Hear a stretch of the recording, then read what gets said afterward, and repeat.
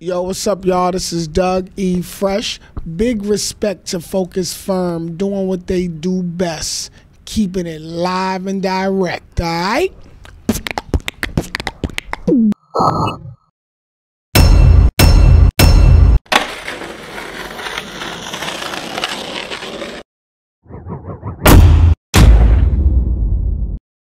What's up, y'all? This is Tiffany Hill. I'm with Focus Firm, and I'm in Chicago today with the world's greatest entertainer, Dougie Fresh. How are you doing Thank tonight? you. How are you doing, Tiffany? I'm good. You're right next to me. I know you look beautiful. I know you're doing good, I'm Tiffany. trying to keep my swag up Hey, like you. you are swagging it out. Word. So we are in Chicago. How does it feel to be in Chicago? Well, look, there's a lot of places I go, but when I come to Chicago, I'm always excited. I think the people here are just really great people. You know, the energy is good. Y'all got one of the cleanest cities that I've been to. You think so? Yeah, I mean, you got to go to New York, and then you'll really understand. Because, you know, New York got vibe, but Chicago got cleanliness and vibe. So that's why I love coming here. Plus the music, the energy, the artists, just the whole vibe, man. And people are doing things. You know, I see a lot of people with marketing companies, promotional companies, and, Focus Firm. I mean, it's just things going down out here in the Chi. For sure. Like you mentioned, artists. Have you seen any, new artists that are coming out that you really are digging right now, and how they're making, your genre of music evolve from, when you first started to, now? How are you seeing it, and how are you feeling about it? Well, I'm excited about a lot of music. I mean, I always mention my sons, but I don't mention them because they're my sons, but I do mention them because I do enjoy their music and I think they're creative. They go by the name of Square Off, and their music is really, really nice. But I also like this kid named Future. And I thought that he's been buzzing. I've been hearing songs and choruses, and he's been sounding really good. And, I love classics like Love on Top. You know what I'm saying? Yeah, I heard you singing it in the that joint is on fire. It is. It's hot. Yeah, so, I just love good music, and it doesn't matter what generation does it. The only thing that matters is how good is the music. Can you feel it, I mean, little kids are doing the Dougie. They doing a dance I made up a while ago, so it doesn't matter when it was done. It just mattered that you could connect with it. When the energy connects with you, there's really nothing you could do. You don't even care about the age. See, and black people are very interesting because they don't even care about what race you are. If you got flavor, you got style, they rock with you. But everybody's not like that. Yeah, most definitely. So I see that, you guys came back. It was you, Slick Rick. I saw Big Daddy Kane out there. Yeah, that was a nice surprise. Does that bring back memories? Like how does that feel for you to even get back on the stage with Slick Rick? I mean, a lot of people don't even have that opportunity to even see them. But for you to work with them and just, have that history, I know it brought back memories. Talk a little bit about that. Oh, absolutely. I mean, Big Daddy Kane used to be at my house, and we'd be sitting up all night studying tapes of performances or letting me hear his records. And then you have Slick Rick, who, we met at an MC contest, and I thought he had real skills. And to see him now and to look at what he's done with his life and what he's done to touch my life and other people is a great thing. See, and we grew up in a world of hip hop that it had no hate in it. It was just about having a good time and being creative. It was about being free with your creativity and enjoying the moment. So being up on stage with them was great. Chill Will, Barry B, they've been with me, for a very long time. Chaos, he's out of Kentucky. Rick met him, and he was just so cool that we say, yo, Chaos is down. You know what I'm saying? So it's just a good vibe. I mean, it's one of them things when you get with your friends. Like, say, for example, somebody you went to school with, and y'all see each other, you got that conversation like, yo, what you been doing? How you been? Right, Word up? right. What? You got that? Like you start to go in, you know what I'm saying? Right. So it's kind of like the same thing. We don't say it as if like we're having a conversation, but we do it like that with our entertainment. To hear him do children's story, for him to hear me do the show, or, him see me do the beatbox, it's like we still got a lot of love and respect for what we both have created or contributed to each other. Yeah, that's what's up. And for like aspiring artists trying to do what you do, trying to get to where you got to or where you're going, because you're still going, what is some great advice that you can give them, or any tips that you can give them to guide them, to show them the right way how to go? One of the tips that I would give to an artist is something that Minister Farrakhan told me a while ago, which I still stick to this day. He said, in order to become a master of your craft, you have to always do your best. So say, for example, you're in front of an audience and it's not that many people, or the audience is not as engaged as you want them to be. That's no excuse to be whack. You see what I'm saying? Like, you still must do your best. But I think sometimes artists get discouraged and they don't want to do their best, so they think, well, this place ain't packed, I shouldn't do my best. It doesn't have anything to do with that. You have to continue to do your best. You got to always, try to let out the best record, write the best rhyme, write the best song, put on the best show. You cannot allow this opportunity to slip by you, because this is a blessing. And when you look at it as a blessing, you respect it like every day. Like I ask people a lot, how many of y'all are happy to be alive? Do you realize how many people are passing away? Do you realize how short life is? So you gotta enjoy the moment and respect the blessing of what you have on the table right there, And I mean, I think that's one of the things I push to the artists is, like, learn your craft. Don't think just because you're making a record that make you hot. People gonna spend money to come and see you, and if you whack, that hurt. Yeah. Like, that hurt my pocket, that hurt my ears, that hurt my eyes. You know what I'm saying? Yeah, most definitely. Then I'm walking out of there like, yo, man, that record, every time I hear that record, I be thinking about how whack you are. Going back to Oh that my concert, God, you were just completely whack, right. Like, I'm having nightmares, I'm tossing and turning, sweating, you know what I'm saying? Like, So on a more serious note, it's a lot of social issues going on right now. Oh, man. President election coming up, but most importantly, that's been in the news lately is the Trayvon Martin death, and how it's affected not only African Americans but youth in general. Like, what are your insights on that, and how do you feel about that particular incident? Well, the Trayvon Martin murder is just shocking to me. I was out of the country, and when I heard about it, it was like, wow, are you serious? In 2012, we still dealing with this? And then I'm looking at it and I see that it's a lot deeper. I think that, it's the mindset of the family, of the people that we have to destroy.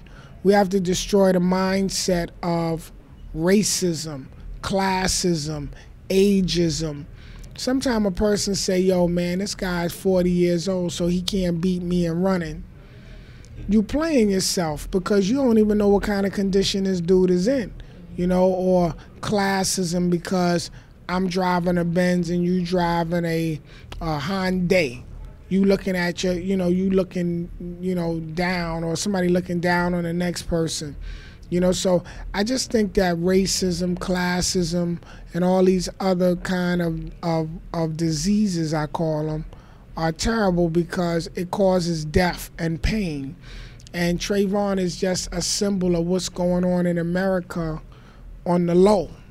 Yeah. And it was just exposed. Because sometimes, because you see there's a black president and, you get very comfortable with saying, well, look at the times that we live in and black people are doing good. Well, yeah, in a way, but also there's still so much racism going on that you have to fight. I mean, there's injustice going on in all places, and it's unfortunate it had to happen to this kid, but I think that it's going to open up eyes and make younger people aware. I mean, like what you're saying now, a kid can't wear a hood because you think that a hood represents a black kid in the street, and it automatically make you say that you wanna do something to him. It's ridiculous. So I just think that the mindset of racism is not cured yet, and it's a sickness that Some people inherit it, some people were taught, and it's just going on and on and on. And we have to do what we can to fight against it. And it doesn't always have to be about going out there and getting violent. You know, you gotta get you have to get strategic, and you have to re-educate people on showing more love and appreciation in each other's differences rather than running around and start hating them and want to kill them. Right. You know, so it's an unfortunate situation. I was supposed to go down to Miami because they did a march, a rally for Trayvon, and his family was there, and the congresswoman asked me to come down, and my flights just wouldn't allow me to be there. But you know, I was really, really shocked by that because, you know, I got kids. You know, that could have been my son. You know, and I felt that. I felt that was crazy, you know. And I think that people got problems, you know, and you got to figure out why. Why are they doing certain things, you know? Go, like, take a look into their life. Sometimes a cat may put the pressure on a young black man because he feel like, when I was younger, I got beat up by a black guy, you know what I'm saying? Or I got into an argument and I didn't like him, and I didn't like what happened, and I'm never gonna let that happen again. Like, everybody got a story. Right. So I don't know what this brother's story is, but I think that the government know that, you know, black America and even white America, it does not approve of the way that this situation was being handled. Another friend of mine told me the FBI came into the job and got all his paperwork and his friend's paperwork, like, meaning, like, to see, you know, what is this dude about? Like, they're doing a thorough investigation on this guy, you know, which is no question. And I think that if, and I'm being very honest here, if this was done in reverse, that's what everybody's saying. There would be no questions. Look, I think that the person would be dead. Yeah. Absolutely. You see what I mean? See, I think that racism is a psychological sickness that demonstrates itself in practical life, physical life. But I think the mindset of I'm better than you, or I can do what I want to you because I am this, is a sickness. And there has to be some cure made for it, but the whole world has to get involved. It can't be, like, just putting this dude in prison is not the solution. The solution is, why do we think like that? Why do you think like that? What's the root to that thought? And you got to pull that thought up, because it's going to keep on growing. And then they just get more sophisticated in hiding it, you know? Most definitely. The saying goes, like, you can't change the world until you change yourself, basically. That's right. That's right. So on a more uplifting note. Yeah, more dance, more dance. What new stuff are you coming out with? What are you working with any new artists? Are you coming out with your own CDs so I can buy some more? Like, what's going on right now? This is what we got going on. We are definitely doing, I don't know if you remember this show called Live at the Apollo, or Amateur Night at the Apollo. Well, it's coming out now, and it's going to be on BET. So I'm one of the judges, Michael Bivens, a young lady named Egypt from WBLS, a station in New York, and Tony Rock, which is Chris Rock's brother, is the host of the show. So we're doing that. I have 2 documentaries coming out. You know, one Ice-T did, and it's a very thorough documentary on hip-hop. Martin Scorsese is doing a movie for HBO. And I'm reading for a specific role in it that's a reoccurring role, so I'm probably going to do that. I'm working with my sons. You know, they go by the names of Trips and Slim, and they're working on their music. I've been working with them to help them get their game out there. So we're going to probably do a little thing together, because I like to show that unity between the father and the son. You know, I don't want to lose that connection, to show that to the world that, you know, we don't have to do it independently. We could do it collectively. If you ever come to New York, I got a restaurant. It's called Dougie's. So you must know I like to eat. That's Hey, why you look, said that. well, I mean, I can't tell really too much, but what I mean, but we sell Jamaican food, soul, vegetarian. The food is really good, and it's in Harlem, and you are welcome to come. Thank you. And I think that you'll invitation. enjoy it, yeah. And then we got a club. I got a club opening up there, and and I'm on tour right now with. It starts May 24th. It's me, Keith Sweat, Casey and JoJo, SWV, and Guy. So you just bringing back all the throwbacks. You got to throw you it just back. partying it up. You got just to all throw the it time. back. You got to throw it back. Well, And then I'm doing some dates with Jill Scott too. I love Jill Scott. So you just all over the place, just making money, wearing I mean, Gucci, just look, getting hey, it. man, look, you know what? Somebody got to do it, and it's tough, and it's It's really tough tough. being you. It's I really know. tough. I understand it. But somebody got to do it, though. And it must be you then. Hey, look, I'm gonna do it.